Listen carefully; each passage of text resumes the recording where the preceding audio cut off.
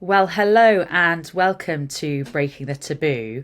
And I'm delighted to have two guests with me today, Dr. Kim Thomas and Gill Castle. Kim is Chief Executive of the Birth Trauma Association, and Gill is a former police officer who also suffered from a birth injury. So, Kim, can I ask you to just introduce yourself to our guest today and explain your background and why you're here today to talk to us about birth trauma? Yes, of course. Thank you very much, Theo. So I've been involved with the Birth Trauma Association for about 9 years, and I was also a freelance journalist for a long time. And I've, I started off as a press officer of the BTA. I'm now CEO, and our job as a charity is to support parents who have been through a traumatic birth experience and are psychologically affected by it. In the past 3 years, I've written two books on birth trauma. One which is aimed at mothers who experience birth trauma, one aimed at health professionals, and I was also the Secretariat for the Birth Trauma Parliamentary Inquiry early in 2024. Fantastic. And hopefully we'll get on to talk a bit about the inquiry later on in the episode. Jill, would you like to introduce yourself to our listeners? Yes, hello everybody. My name is Gill Castle. As Theo has already touched on, I'm a former police officer. Back in 2011, I experienced a missed fourth degree tear, rectovaginal fistula, and perineal abscess. All of these led to a permanent colostomy, which subsequently led to my medical retirement from the police because I also had a lot of post-traumatic stress and, the other effects of a traumatic birth. I've campaigned for a long time on improving maternity services. I've worked a lot with the BTA, and I was also a member of the Special Advisory Group for the Birth Trauma APPG, which, of course, produced the report earlier this year. Well, thank you both very much for joining us. And today is episode 1, so I wanted to introduce our listeners to birth trauma. So, Kim, could I start with you? For people who are not aware of the term or might be concerned that they are exhibiting symptoms potentially of birth trauma, could you just explain what it is? Yes, of course. Birth trauma is quite a broad term, so it's not a diagnostic category. I think that's the first thing to say. But we use it to describe psychological symptoms that you might experience having had a traumatic birth. And there's a whole range of symptoms, but they tend to be things like flashbacks, anxiety, difficulty bonding with your child, and so on. And in some cases, those symptoms may meet the threshold for a diagnosis of post-traumatic stress disorder. But even if you don't meet that threshold, lots of people find that their experience of traumatic birth is such that they do find it difficult because they're constantly reliving the trauma in their head.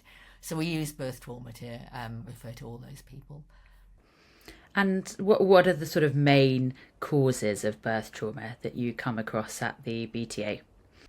Well, they tend to be medical emergencies. So quite often something goes wrong in the birth, and women tend to feel very fearful.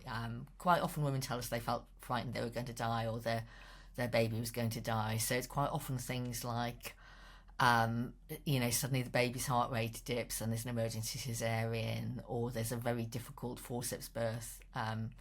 Sometimes the baby gets stuck, and that can be very frightening. Sometimes women have tears such as Jill had, or postpartum hemorrhage. Sometimes it's very traumatic because the baby is born early and might be ill. There's a whole range of things actually, and quite often it's a combination of things. And then what we tend to find in almost all cases is that it's not just the fact that the birth itself was traumatic, but that the interaction with health professionals was very distressing, and that women aren't told what's going on, or they feel dismissed, so they might think something's wrong, and the midwife is telling them no, everything's fine. They're sometimes made to feel silly for they're making a fuss, and all that kind of adds to the distress. So that kind of interaction, that interpersonal element of it, seems to be a very strong part of birth trauma. That's really helpful to hear, Kim. And Jill, you very bravely have shared your story in public. And I just wondered if you could tell the listeners briefly the experience that you had. And when was it that you first came across the term birth trauma or realised that you were actually suffering from this yourself? Yes, so I had my baby 13 years ago in November. Um, I had never heard of the term of birth trauma. I hadn't even heard of the Birth Trauma Association until my son was 5. So I did spend those 5 years wondering what on earth was going on with my brain and why my life was so chaotic, basically. But what actually happened during the birth was that my baby was 6 weeks early. Because he was 6 weeks early, it meant he was small. And because he was small, he couldn't help himself out of the birthing canal. He got stuck, his heart rate crashed, and it turned into an emergency. What happened then was the midwives and the consultant had to rip him out using Neville Barnes forceps. This caused a 4th-degree tear and a rectovaginal fistula and a perineal abscess. But critically, all of these injuries were missed by the hospital. And I spent 5 days in the hospital complaining and saying I was in severe pain, saying that I was completely incontinent both ways. I was eventually found by a male midwife 5 days after the birth, collapsed in the corridor, barely able to speak, and I was told that maybe it was my perception of the pain. So, like Kim has said, for me, the birth itself was pretty scary, but actually my trauma came afterwards by the fact that I wasn't listened to, by the fact that I was ignored, and that I was completely dismissed as having sort of imagined the level of my pain. And about 7 days after the birth, I was then fitted with a permanent colostomy. A colostomy is a stoma.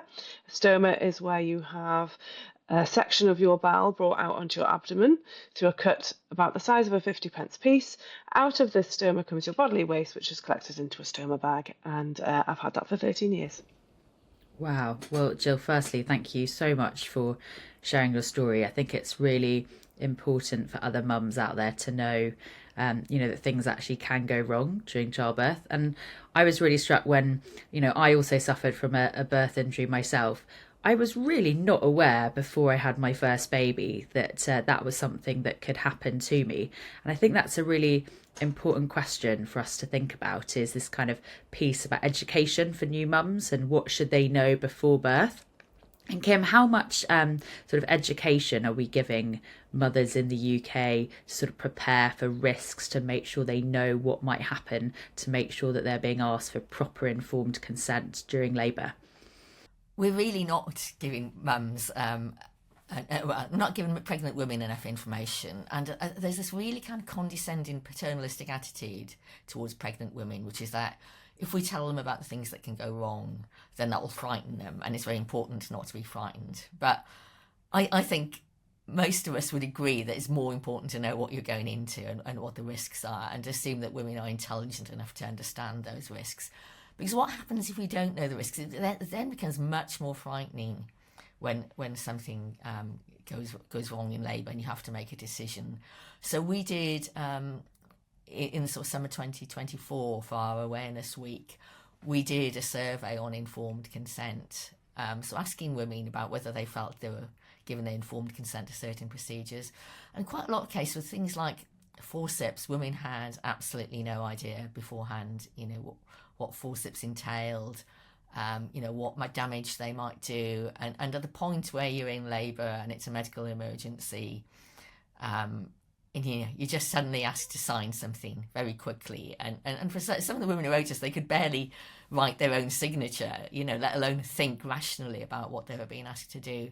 So I think it's really important that women are educated pre-birth about risk. Lots of NHS trusts no longer offer antenatal classes, so I think that's a big problem. So women might not have any education at all, or they might go to NCT classes, which I think vary in quality. So some might give you good quality information, and some might not. I guess some might kind of minimise the problems that can occur during labour. And then women, they sometimes left to relying on what they find on the internet or what friends will tell them. And I think that's not an ideal situation, really. Because if you went into hospital for any other reason, for, I don't know, say, gallbladder operation, the doctors would talk you through what the risks were of that operation, what the risks and benefits are. And that doesn't happen with birth. I think that's such an important point. I think I remember I've been in labour for 40 hours when I was asked to sign a piece of paper, and I honestly couldn't tell you what it said, and I was certainly in no fit state to be signing a medical consent form. And Gill, Kim's just made some really important points there. I mean, how much did you know about the risks? And I think it's really important that we do tell listeners that, of course, what's happened to myself and Gill is still the minority. We are talking about a small proportion of births in the UK. So I don't want to frighten mums out there who are thinking of having a baby or are currently pregnant. People who suffered from 3rd and 4th degree tears like ourselves are still a very small proportion of births. But I do think it's important that we do break the taboo by having a frank conversation about potential risks that there are. So how much did you know, Gill, before you had your son? Nothing, basically, because my son was born at 34 weeks. I didn't have any antenatal classes at all. I remember I had my own book that had literally one line about severe tears, and that was all I knew. And I think it's really important that we're not patronised and we are given the full information, because when you've had a baby, of course, your head's all over the place, isn't it? As well as your body. And you're questioning everything all of the time. And if you aren't aware that actually this is what it can feel like and these are the problems you may have, then you're not really then able to speak out properly and get support and to say, actually, I think this is possibly what's happened to me. Instead, I spent 5 days questioning my sanity, and then that sanity was then questioned by the hospital, which of course didn't help.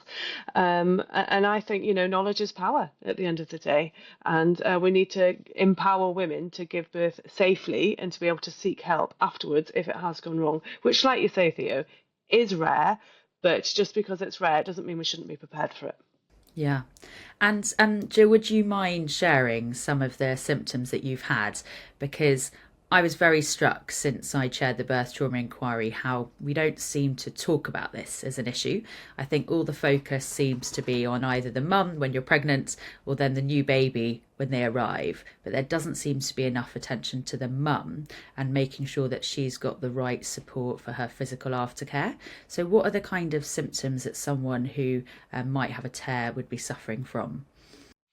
Yeah, so for me, like I say, I had the 4th degree tear. So a 4th degree tear is the worst category of tear. That's when you're split all the way through the rectum, the vagina, the internal and external sphincter. So that's pretty serious. Obviously, there's an enormous level of pain because you've been cut, usually, not always. Sometimes you are literally just torn.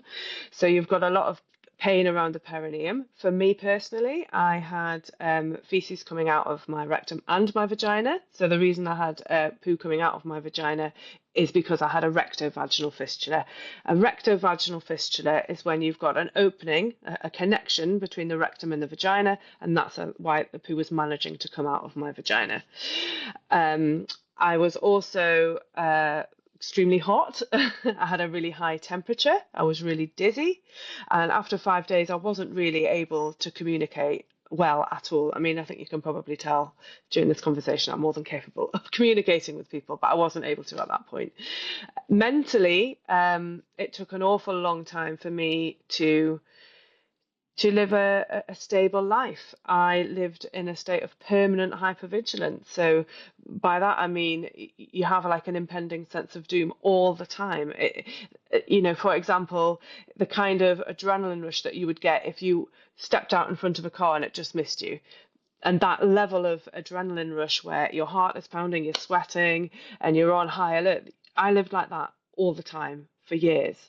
And like you've said, Theo, that there does seem to be an awful lot of attention on the babies, and you are told an awful lot of time, well, at least the baby's okay.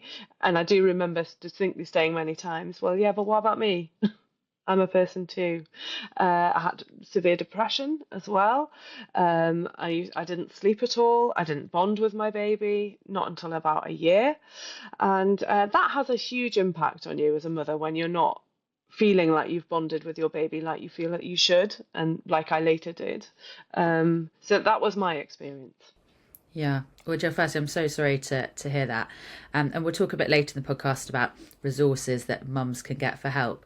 But I just want to pick up there. You mentioned about getting depression. And Kim, I know the BTA has done a lot of work on post-traumatic stress disorder for mums. So could you just talk a bit about where that came from, the kind of the history about, PTSD now being ascribed to mums rather than the sort of traditional setting of, veterans in a war zone, and what kind of symptoms might they display, and also what kind of help is out there for mums who might be struggling with their mental health post having a baby? Yes, and the history of PTSD is quite interesting. So I won't go into the whole history, but in 1980, it was officially kind of recognised as a diagnosis. And that came about because of veterans returning from Vietnam had this kind of set of symptoms like flashbacks, like that sense of being on high alert that Jill described so brilliantly. And eventually that was kind of recognised as a psychiatric disorder. But of course, the difficulty with that is that it has become fixed in people's minds as something that only happens to soldiers. And of course it doesn't, because they started to realise that rape victims showed these symptoms as well. People who've been in other kinds of traumatic events, car accidents, violent assaults, that kind of thing. And then in the 1990s, there was some sort of research tentatively suggesting that you could develop PTSD after traumatic birth. And there was a lot of resistance to that initially, because there's this idea that birth is always a joyous event, and therefore it can't possibly be sufficiently traumatizing to cause PTSD. But in fact, after there's been more and more research, it became quite clear that actually a lot of women were showing symptoms of PTSD after birth. So that sort of started to change in the 2000s, really. We were founded in 2004 at a time when there was still that resistance, but gradually, people started to realise that yes, you could have PTSD from birth. And there's sort of four categories of symptoms with PTSD. One is the one that I think everybody knows about, which is flashbacks and nightmares. So these kind of intrusive thoughts that just kind of come into your head and kind of they're like kind of completely reliving the experience. It's not just that you see what happened again. You might kind of hear and smell as well. All things kind of associated with the trauma tend to come back to you. What Jill described about being intensely anxious all the time, intensely frightened. So some women won't go outside because they think something awful is going to happen. I remember one woman saying that she wouldn't even go to the shopping centre in case there was a bomb. It's that kind of extreme sort of thing. Or as standing watching over your baby to make sure it's still breathing. That's that sense of being on high alert. And then women will also avoid any reminder of the birth because it might trigger those flashbacks. So walking past a hospital, for example, going to see your GP, watching a programme about birth on television. And then the fourth category is sort of something called negative cognition, which is really things like feeling depressed, feeling guilty. Because loads of women feel guilty about the fact they didn't bond with their baby, or, they didn't have the birth that they felt they should have done, and that it was somehow their fault. And so tied in with that, then you get things like, so difficulty bonding with the baby, or alternatively becoming, over anxious about the baby, difficulties in your relationship with your partner. People often become very isolated from friends and family because they tend to say things like, you just need to move on and get over what happened to you, which isn't, that isn't an easy thing to do. And in fact, you can't just decide, I'm going to get over this. So that sort of feeling of having birth trauma is actually a very, very lonely experience, a lot of women find, because nobody's listening to what they're going through. So that's where we come in, really, is, if you come to us, we will listen to you and we'll recognise what you've been through. And that's really, really important for a lot of women. And I suppose one other thing to say is, in terms of rates of PTSD, the research suggests it's between 4 and 5% of women after birth, which is about 25,000 to 30,000 women a year in the UK. So that's a lot of people, with many more than having some trauma symptoms. Absolutely. And Joe, just to pick up on Kim's point there about bonding with your baby, I remember when I was pregnant, I was so excited for that first kind of, golden hour that you always read about of how your, child is going to magically crawl up your chest and she was going to start breastfeeding straight away. What happened to me was I got rushed into emergency surgery and actually didn't see my daughter for several hours, and I certainly wasn't able to breastfeed her for several days. So the expectations and the reality of what we face in childbirth are not necessarily the same. So could you talk a bit about that initial moment of separation from your son, and what it felt like, and what mums who are feeling that guilt that they haven't been able to bond with their baby, to give them some sort of advice of what they should do? Yeah, so when Sam was born, he went straight into special care for 6 hours. And I remember he was brought into the ward. It was about 2 o'clock in the morning, so it was completely dark, completely silent. And my son, my husband and I were sort of looking at this tiny little thing in this cot. And I remember just sort of looking and thinking, this is really weird. Like, how is this baby connected to me? Like, I haven't even, one moment I was pregnant, and the next minute I've got this sort of creature in a ward with me, and this is my son.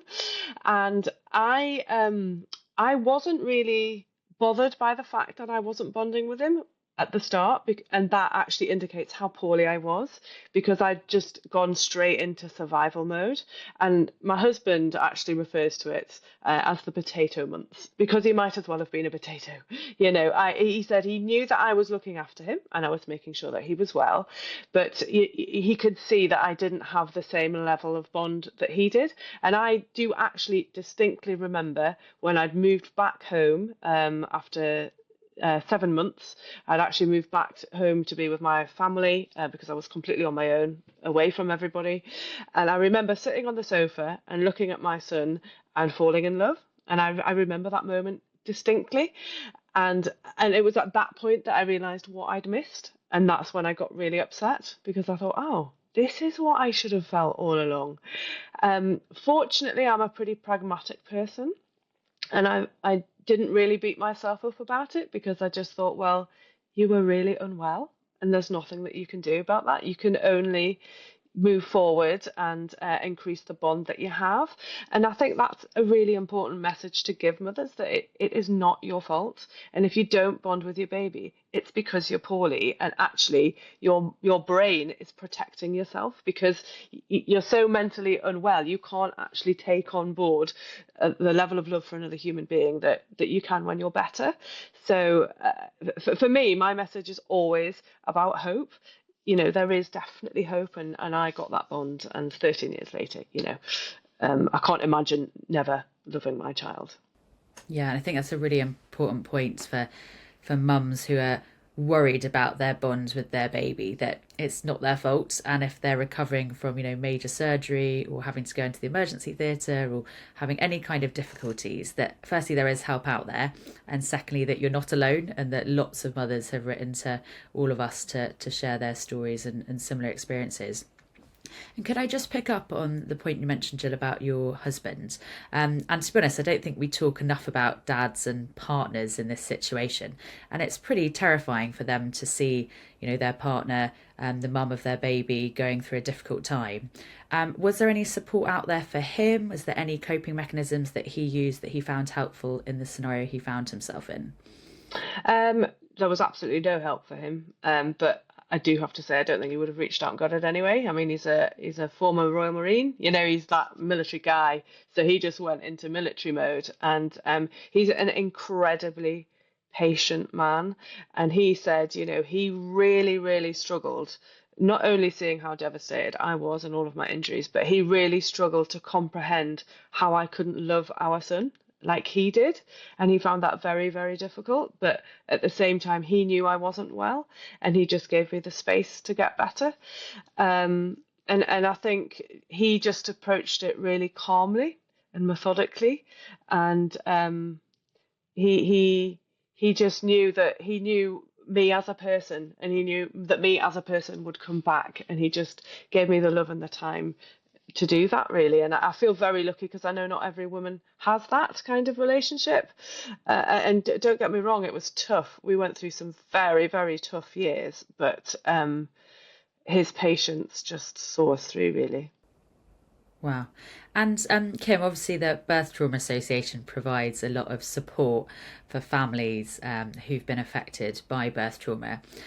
Firstly, can I ask what sort of treatment is available out there? And are there any specific resources that you could direct listeners to who are looking for help? Yes, in terms of treatments, I mean, one of the really good things is there are two therapies that work very well for trauma. One is called trauma focused CBT, and the other is EMDR, which stands for eye movement desensitization and reprocessing. And they're both quite intensive therapies, so you might need 8 sessions, 12 sessions, maybe more than that, depending on how severe the trauma is. And both of those therapies are trying to do the same thing, which is to make sure that the trauma isn't completely present in your mind all the time. Because that's the kind of, that's the real characteristic of PTSD and trauma response, is that you're reliving the trauma all the time. And it's to kind of move that trauma into your sort of long-term memory so it's not bothering you. And of course, that's kind of very difficult, because to do this kind of therapy, you do need to relive the trauma to some extent, which is quite painful. But they do get good results, and they're both treatments recommended by NICE. And for me, it's been wonderful to see women who have been through that and, go into those therapies thinking, I'm never going to get better, I'm always going to be like this, and then come out the other end actually feeling, if not completely recovered, then able to, more or less recovered so they can cope with their daily life again. I mean, I think a lot of women will say you never completely recover from birth trauma, but, they recover enough that it's not always present for you in the way it was. So I think that's really important. And you can access those therapies through the NHS, through your GP, or if you're in England, through, the Talking Therapies service. You can self-refer. So that's all good. I have to say, the NHS is very overstretched, and you sometimes get waiting lists for these therapies. So it's not always easy. In terms of resources, I'd also recommend, you have people have a look at our website and see what we've got, and, join our Facebook group as well, which is a very supportive place if you've had a traumatic birth. And I think that's such a useful list. And if I could just add to that, I think also for women to do a debrief post-birth, I did a birth reflection session. And I think when you're mid-labour, you're so out of it in the pain and the exhaustion that you feel, and actually going back sometimes several months later to go through the timeline of what happened to you in hospital. Some women like myself can find really helpful to sort of process those memories. And Gill, you mentioned right at the beginning that of course you were a police officer. Now, obviously, you suffered from a fourth degree tear and had injuries, which obviously would have seriously affected your ability to do your job. So could we talk a bit about sort of long-term impact on going back to work, how difficult it is? Because I know a lot of mums who write into me ask that question of like, will I have to give up my job now I've suffered from birth trauma? How is it that I can get back to, doing the role that I did before, given the symptoms that they now have to live with on a daily basis? So could you tell us a bit about that? Yes, so I think for me personally, because I was a police officer, it's quite I maybe might have been able to go back into an office, for example, but I couldn't go back onto the front line with my mental health problems that I had. I wasn't able to manage myself, let alone someone else having some sort of crisis. So that was part of the reason that I wasn't actually able to go back onto the front line. And in terms of my physical problems, I mean, it took a year before my septic fistula tract was repaired, because fistulas are extremely complicated surgeries. And for my stoma, I mean, you can actually now be in the police with a stoma, but at that time, they didn't really know what to do with me, and I didn't know what to do either. So that was kind of the agreement that we came. However, since then, I have done a lot of things. I became qualified as a lifeguard and a swimming teacher and a tour guide, and I've worked from an MP actually, doing casework. I've set up a charity. I've worked in a pet shop. That it hasn't ultimately stopped me from living a really full life in the employment sector, but I think at the very beginning, you do actually have to have that time sometimes out of work to recover properly. I was very fortunate. The police did give me like maternity cover pay. I've forgotten the word for it now.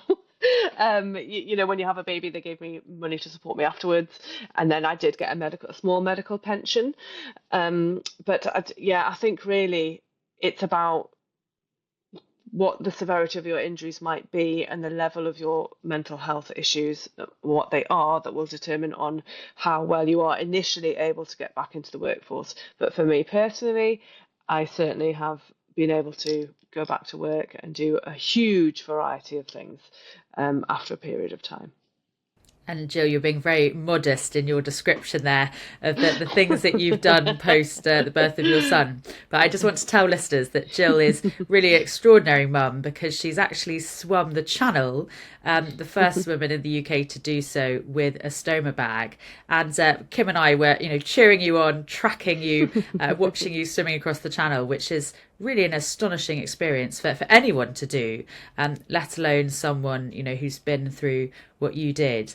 And I think it's a really inspiring story. So could you tell us why you decided to swim the Channel, and what was it like? Well, the first thing I must do is correct you and say I'm not the first British woman to do it with a stoma bag. I'm the first person in the world. So I have beaten the men. So I always like to say I beat the men. No man has done it with a stoma either. And what propelled me to do it? Well, spontaneity and a bit of madness, I think.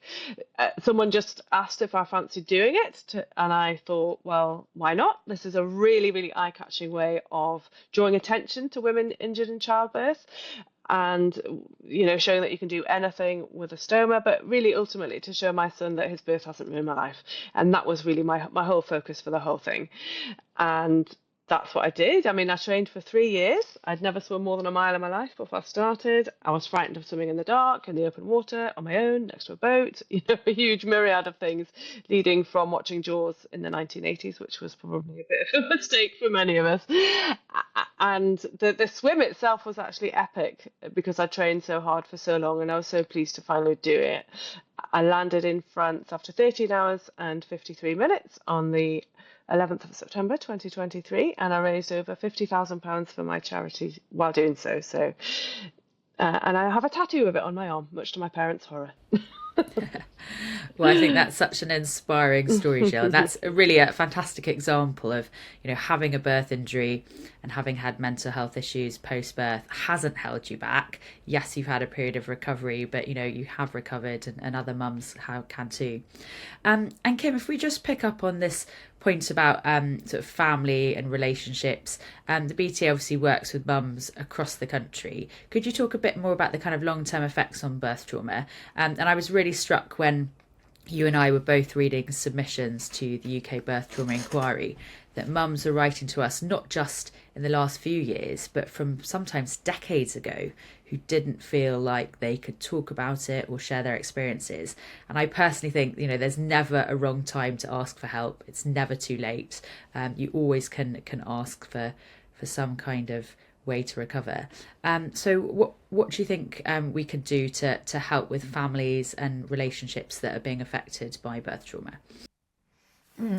Yeah, that's a good question. I mean, it's such an important point about how long this can affect you. As you said, we had women writing in whose birth trauma was in the 1980s, or in some cases the 70s or 60s, and saying they were still affected by it. They're still having flashbacks. They're still feeling that kind of sadness and that the hypervigilance that they'd had at the time. And that's really upsetting to read, because nobody has supported these women. The help is there, but they haven't been able to access support, which is incredibly sad.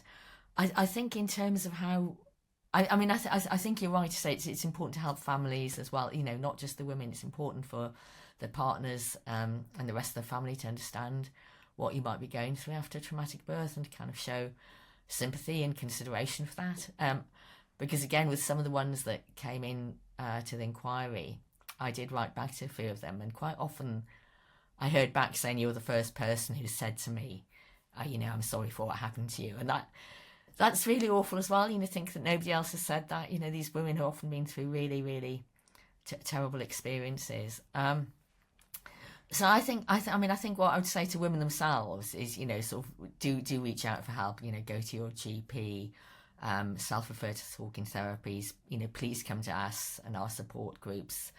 We have a team of peer supporters who are contactable on support at birthtraumaassociation.org.uk. So do reach out for help, because help is available, and it can make things better. Also, if you're the partner of a woman who's had a traumatic birth and you feel affected by it, again, do reach out for help. We have 2 dads on our peer support team who are very willing to offer help. And again, if you have if your partner has PTSD, then do see if you can access sort of therapeutic help for yourself as well, because that help should be available.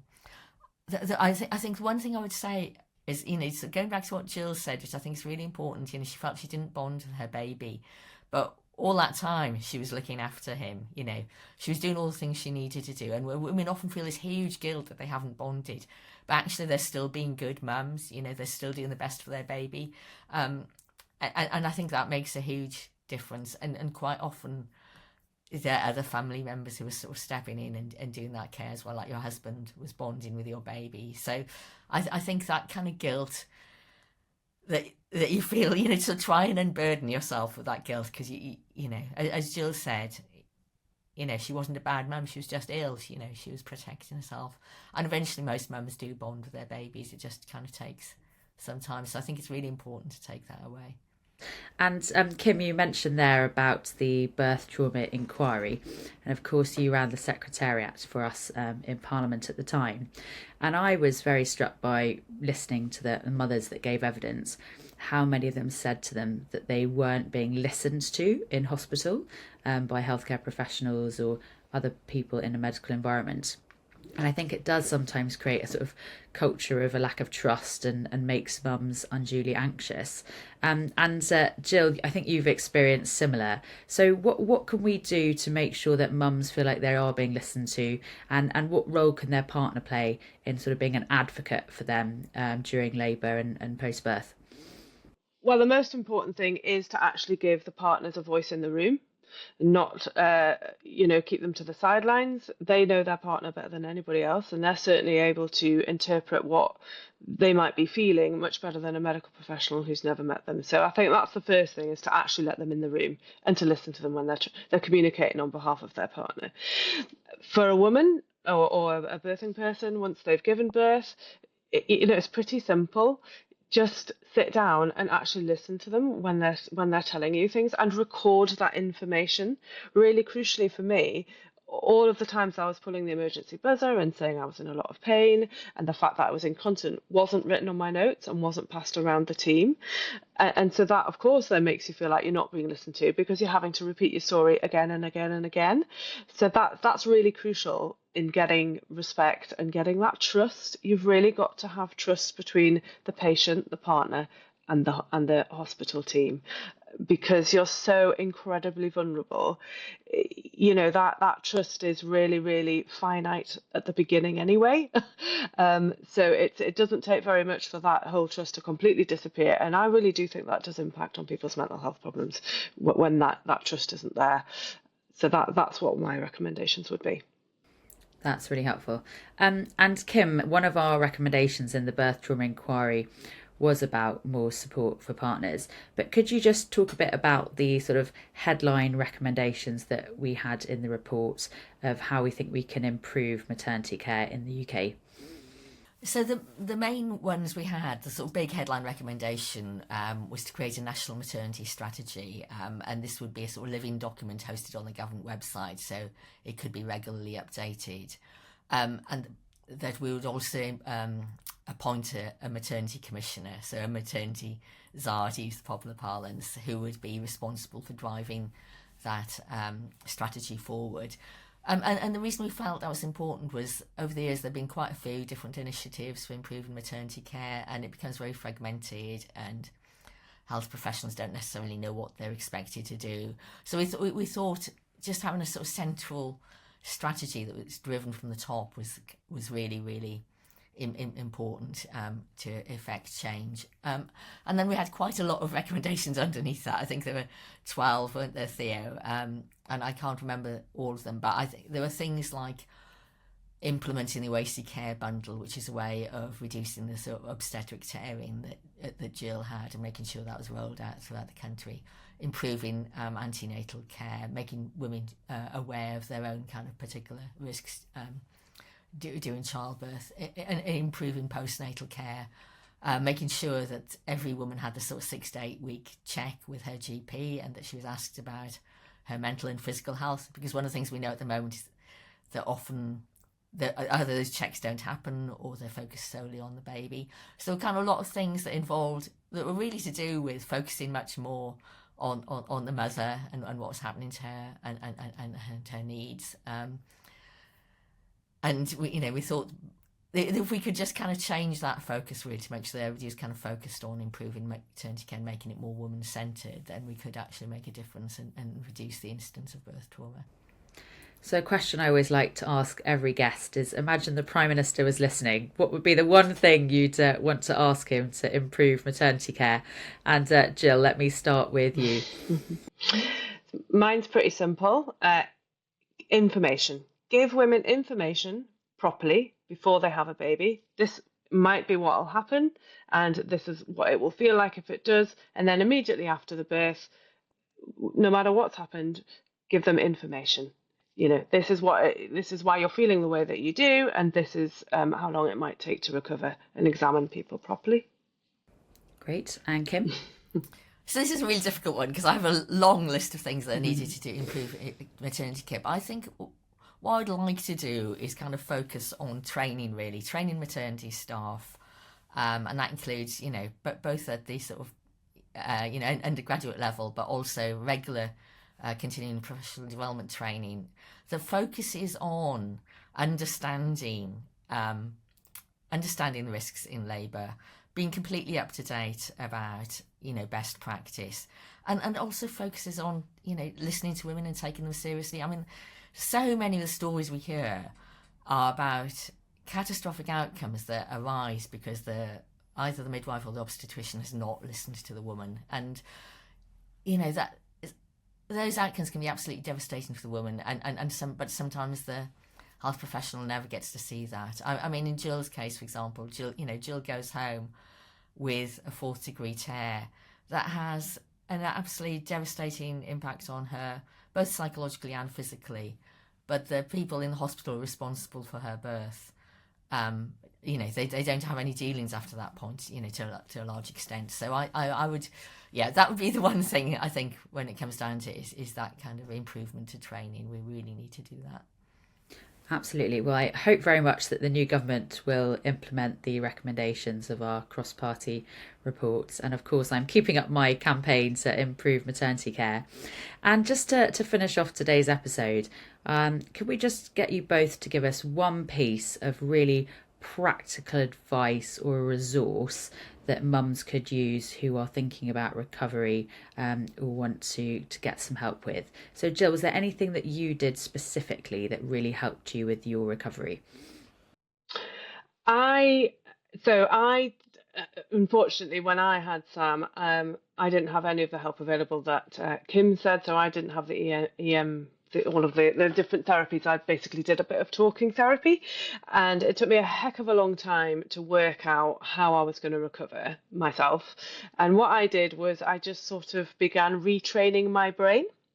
And what I mean by that is I started, anytime I had a negative thought or a bitter thought, I would actively push it away in my mind and retrain my brain not to think in that way about what had happened, and to start focusing only on going forward. And that's really quite difficult to do, because you have, like I say, you actually have to train your brain to do it. You can't just do it. And that took me a long time. But once you have retrained your brain,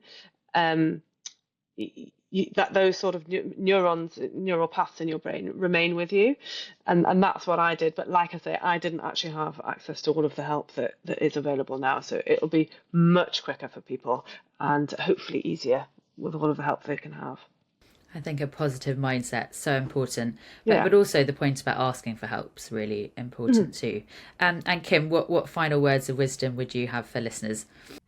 Yeah, actually, I just want to say that it's so impressive that Jill managed to retrain her own brain because, like, obviously that's what therapy is all about, really. Trauma-focused therapy is about retraining your brain, but Jill did it on her own. Yeah, so I would say immediately, really, sort of reach out to somebody. So reach out to the GP or the perinatal mental health team, also maternal mental health services now. All of those can help, and do reach out to us at the Birth Trauma Association as well, because as well as offering peer support, we can point you in the right direction. Fantastic. Well, thank you both very much for coming in to speak to me today. And all of the links to the various resources that Kim and Jill have mentioned will pop in the notes for today's episode. And do check out the Birth Trauma Association website. They have a fantastic resource and a really active Facebook group, which I really recommend. And look forward to you all joining us next week.